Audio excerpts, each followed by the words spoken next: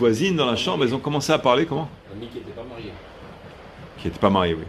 Et dans la chambre, je ne sais plus si c'était à cause de la voisine ou pas, celle qui était malade, c'est la femme qui a accouché, elle a regardé son ami et lui a dit, mais quand est-ce que tu vas te marier, toi? Marie-toi, Igazman.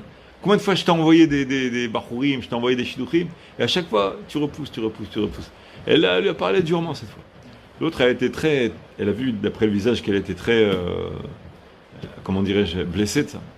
Elle lui a dit, écoute, je vais te dire une chose il n'y a que ma famille qui le sait. Elle lui a dévoilé que, vers 17 ans, elle a eu un problème médical ou quoi, donc, à travers les examens qu'elle a subis, les médecins lui ont dit qu'elle n'aura jamais d'enfant, elle ne pourra pas avoir d'enfant.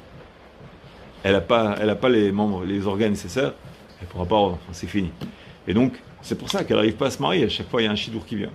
Et c'est un secret, elle lui dit, à toi je te le dévoile, parce qu'on est proches et tu m'as maintenant réprimandé, mais sache que c'est pas de ma faute, c'est pas que je suis difficile ou quoi, c'est ma Hachamaïm, comme ça. Hachem il a décidé, j'accepte la Xéra, tu comprends? Alors elle dit, bon, elle s'est excusée, je ne savais pas de ça. Mais Kitsour, elle continue à venir la voir. C'était bonnes amies, pas, elle a été blessée, elle est partie. Mais la femme qui a accouché, elle n'arrivait pas à guérir. À un moment donné, il y a eu des complications telles que vraiment, elle était en danger. Et donc, son amie venait la voir, elle aidait les enfants. L'autre, le mari était à vrai, je sais pas quoi, elle aidait beaucoup à la maison. Et quand elle envoyait les enfants à l'école le matin, elle allait voir son amie. Elle a été une fois voir son amie, et son amie était très très mal en point. Son amie l'a regardé, elle lui a dit, écoute, elle lui a dit un langage très très dur.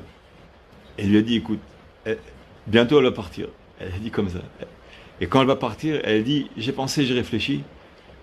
Y a pas, à part toi, il n'y a personne qui connaît aussi bien les enfants que toi. Et elle a dit, j'ai déjà parlé à mon mari. J'ai dit, quand elle partira, elle dit, si tu veux, pense-y, marie-toi avec mon mari. Elle a dit comme ça. Quand elle partira, elle lui a fait un adieu. Elle est rentrée chez elle en larmes, l'autre. Elle était complètement, mais perturbée, bouleversée, mais complètement électrochoc. C'est dingue, qu'est-ce que c'est cette histoire? Mais c'est grave, elle est très grave. Et effectivement, la femme, elle est partie, la mère est partie.